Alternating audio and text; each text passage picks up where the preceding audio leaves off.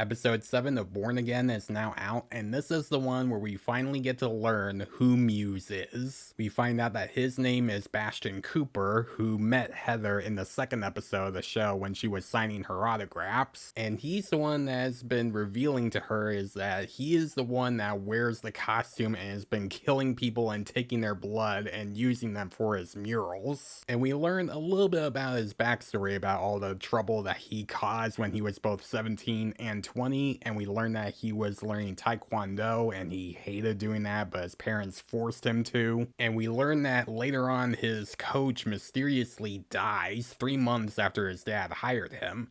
So that already tells us that this guy has been messed up for a while. And Heather was the one that unintentionally inspired him to be out there with his murals, because now it feels like he is getting a lot of attention because of her, which that is pretty messed up if you think about it. You unintentionally inspire a psycho to go out there and be out there and kill people and use their blood for your art around New York City. And after she learns everything about him, she tries to escape, but he already knocks her out and starts taking her blood and using it for his art. But then Daredevil comes in and saves her. And speaking of him, Matt is finally done with all the crap the corrupted cops have caused around Hell's Kitchen. He's not gonna deal with their crap anymore. He's gonna go back to wearing the suit and being Daredevil again. But Cherry is not thrilled about it because he saw Matt with his mask off and realized that he almost killed Bullseye in the beginning of the first episode, and that got Cherry worried if he decided to wear the suit again. And when he finds out that he does wear the suit again, he doesn't want anything to do with Matt after that, even though he's a retired commissioner and he knows that what's going on out there is wrong, but he decides to not help Matt anyway. So Matt decides to do this on his own when he sneaks into Muse's hideout and finds all of his stuff lying around, including pictures of Heather on his desk. Now, Matt's relationship with Heather is interesting because she doesn't like vigilantes. She thinks they're cowards because they wear masks to hide who they really are, but she doesn't know that Matt is Daredevil, so of course that's gonna be complicated when she finds out. And I feel like she's already gonna find out the truth on her own, because while she's about to pass out, she realizes that Daredevil said her name, and that gets her confused when she wakes up in the hospital. So at some point, Matt is gonna have to either tell her or something else that's gonna ruin their relationship. So while Fisk's task force is trying to get into Heather's apartment, Matt is fighting Muse. Heather is losing a lot of blood. Matt injures Muse when he was about to get her, and Heather takes out a gun and shoots Muse multiple times, killing him, which that was kind of a waste of a great villain, because this show has been setting him up to be a very dark and twisted villain that has been doing all these horrible things around New York. And they originally said that Muse was supposed to be the main villain of this season, which after this episode, I don't know if that's really the case anymore. So that means Wilson Fisk is the villain again for episodes 8 and 9, which would make sense because this show has kind of been setting up the fact that he is still the main villain in the Daredevil series. But at the same time, I would have liked if they still used Muse as the main villain for this season and left him alive for episodes 8 and 9. Unless if maybe Muse somehow survived from getting shot and he would come back and be a bigger threat for Matt. I mean, I could be wrong, so we'll have to see. And after Fisk and his task force go into Heather's apartment and find Muse's body, Fisk decides to come up with a lie saying that his task force killed Muse and saved her, not Heather, just so that he can have his law for no vigilantes to be big for the rest of New York, showing that they can be heroes without having a mask on, which that's still gonna be a huge problem. And Blake decides to blackmail BB because she knows that the task force did not kill Muse, but he doesn't want her to tell the truth because she's the one that leaked that mayor garbage story that got Blake into trouble. So it's kind of payback for him doing that to BB. BB, but BB at some point might have to tell the truth just like her uncle did, which could be in episode 8 or 9, whichever of those episodes. It's gonna happen at some point, because despite the fact that a lot of people in New York voted for Fisk as mayor, he is still the kingpin inside. He has still done terrible things behind the scenes. And now that we're almost done with the show so far with only 2 episodes left, I do feel comfortable talking more about my issues with the show besides the Muse being killed off part. I gotta say, the subtle humor in the show isn't really working for me. There were a couple of times where it made me chuckle, but most of the time it just felt unnecessary and can be sometimes cringe when they try to do a shout out like they would shout out Starbucks at one point in this episode, which could be some of the stuff that they kept from the original story while they were filming it before the reshoots, where they had the original writers of the film deck the halls and the show cover the fairs. And apparently the bank robbery episode from last week was a leftover episode before they did the reshoots, which